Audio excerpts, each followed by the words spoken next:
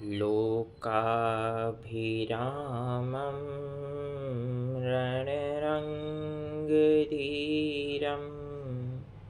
राजीवनेत्रं रघुवंशनाथं कारुण्यरूपं करुणाकरन्तं श्रीरामचन्द्रं शरणं प्रपद्ये। श्रीरामचन्द्रं शरणं प्रपद्ये। बोलिए भक्तवत्सल भगवान की जय। परमपिता परमात्मा भगवान भोलेनाथ की अहेतुक कृपा से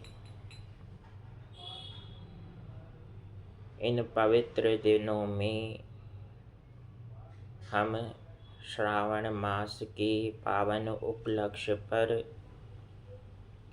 नियमित किसी न किसी पवित्र प्रसंग का श्रवण करेंगे, जो हमारे व्यक्तिगत जीवन के और आध्यात्मिक पारलौकिक जीवन के उत्थान में सहायक होगा।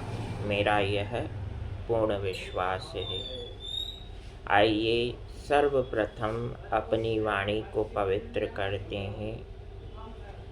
हरे हरे महादेव शंभो, काशी विश्वनाथ गंगे। हरे हरे महादेव शंभो, काशी विश्वनाथ गंगे। काशी विश्वनाथ गंगे, काशी विश्वनाथ गंगे।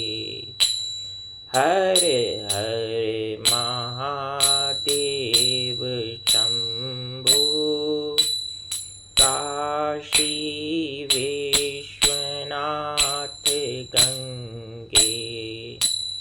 हरे हरे महादेव शंभो, काशी विश्वनाथ गंगे। काशी विश्वनाथ गंगे, काशी विश्वनाथ गंगे।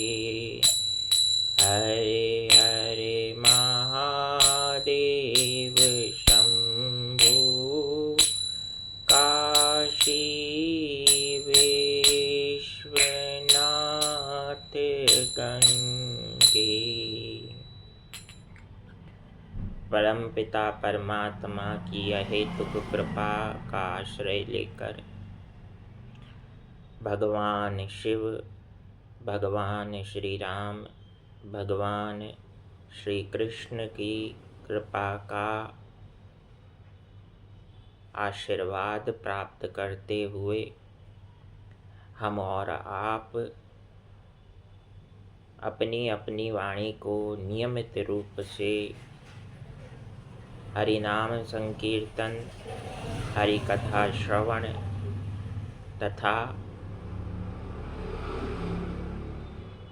शास्त्रों के स्वाध्याय का आश्रय लेकर अपने जीवन को पवित्र बनाएं, क्योंकि जब तक इस त्रिवेणी का आश्रय हम नहीं लेंगे तब तक हमारे जीवन में सकारात्मक परिवर्तन, फ्रूटफुल ट्रांसफॉर्मेशन नहीं हो सकता। यह त्रिवेणी क्या है? भगवान के नाम का कीर्तन, उनके नाम का संकीर्तन, दूसरा भगवान की कथा का श्रवण, तीसरा सबसे महत्वपूर्ण सदशास्त्रों, सनातन संस्कृति के शास्त्रों, शिव महापुराण, श्रीमद् भागवत महापुराण, पंचम वेद महाभारत, श्रीमद् भगवत गीता,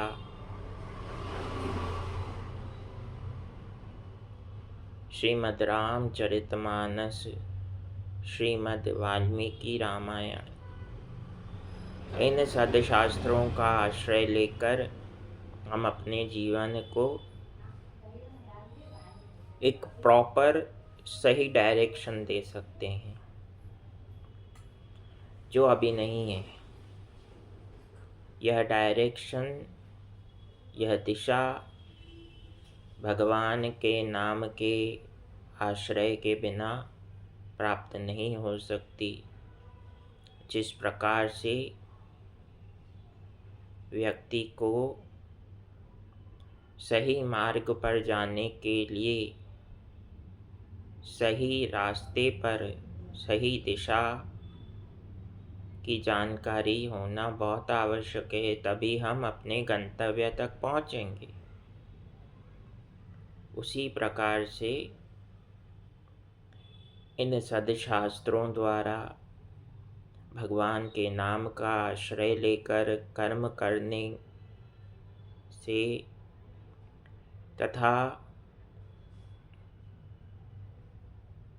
हरि मैं तेरा हूँ, इस दृढ़ विश्वास को मन में स्थापित करते हुए कर्म करने से हमारा इहलोक और परलोक दोनों सुधरता है। भगवान श्री राम से वाल्मीकि जी ने निवेदन किया, जिनके दंभ मोह नहीं माया, तिनके हृदय बसहु रघुराया। हे राम जी, मैं आपसे निवेदन करता हूँ, जिन मनुष्यों के मन में दंभ नहीं है, मोह नहीं है और माया का प्रभाव नहीं है, उनके मन में आप जगत जननी माता सीता और अपने अनुज लक्ष्मण सहित विराजमान हो जाइए। अब ध्यान देने योग्य यह बात है कि दंभ क्या होता है। दंभ और मोह ये माया के अधीन रहने वाले दो भाव ही हैं। जैसे प्रोडक्ट के अंडर में सब प्रोडक्ट आते हैं, उत्पाद के अधीन अन्य उत्पाद आते हैं, उसी प्रकार से योग माया द्वारा रचे पचे इस संसार में विभिन्न भाव हर मनुष्य के मन में विराजमान है। ये भाव जब कुभाव के रूप में व्यक्ति पर हावी होने लगते हैं, तब उसे कहते हैं विकार। और ये विकार उस मनुष्य को जिसमें ये पाए जाते हैं उसे सद्विचार लगते हैं, सद्गुण लगते हैं, क्योंकि योग माया उस जीव को ऊंचा उठने नहीं देती, नीचा ही नीचा गिरने के लिए प्रोत्साहित करती है। इसीलिए वाल्मीकि जी ने कहा, दंभ यानी जिसके मन में किसी उच्च पद पर पहुंचने पर भी विनम्रता का भाव हो, जो दंभी ना हो। दंभ कहते हैं थोड़ा सा कुछ मिला और अहम भावना, अहंकार में दूसरों को कनिष्ठ समझने लगा।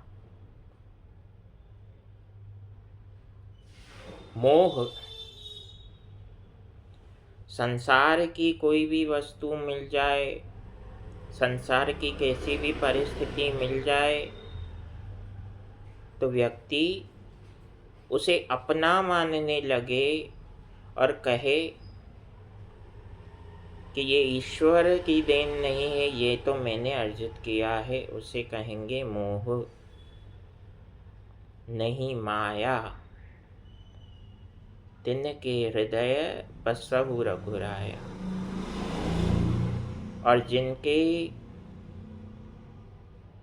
जीवन में माया यानी धन संपदा, संसार की सभी सुविधाएं, उनका प्रभाव उन्हें प्रभावित ना करे, प्रभु ऐसे 3 प्रकार के भक्तों के जीवन में, उनके मन में आप सदैव रहिए।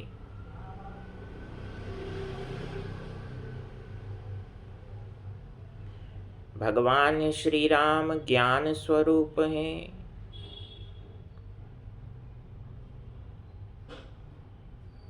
माता सीता त्याग स्वरूपा है, क्योंकि उन्होंने सुखों का त्याग किया है।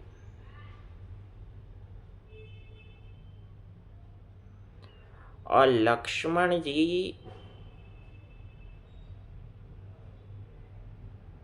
वैराग्यवान हैं। क्यों वैराग्यवान हैं? क्योंकि जब शूर्पणखा स्वरूप बनकर आई है, तो लक्ष्मण जी ने उसकी कुरूपता को भांप लिया। वैराग्यवान जीव ही संसार के प्रपंच में फंसने से बच जाता है। इसलिए इस पावन पवित्र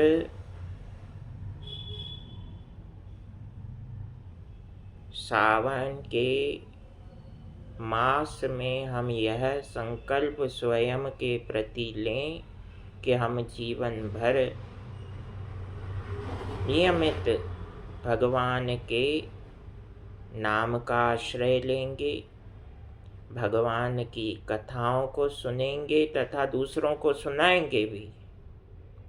दैट इज़ वेरी इम्पोर्टेंट। जो आप सुनते हैं वो दूसरों को शेयर कीजिए। ज्ञान बांटने से बढ़ता है बंधुओं।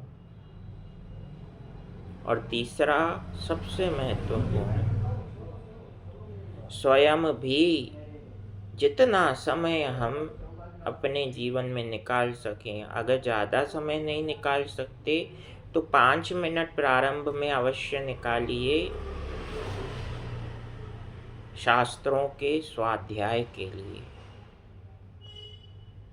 सदशास्त्र ही हमारा इहलोक भी सुधारेंगे और परलोक भी। उसके अलावा ऐसी कोई टेक्स्ट बुक नहीं बनी जो हमारा इहलोक तो सुधार दे, योग माया द्वारा खुशियाँ प्रदान करके, किंतु परलोक सुधारने की क्षमता किसी टेक्स्ट बुक में नहीं है, एक्सेप्ट सदशास्त्र। जय सिया राम, जय जय हनुमान। हरे हरे महादेव शंभु, काशी विश्वनाथ गंगे, हरे हरे महादेव शंभु, काशी विश्वनाथ गंगे। बोलिए उमापति महादेव की जय।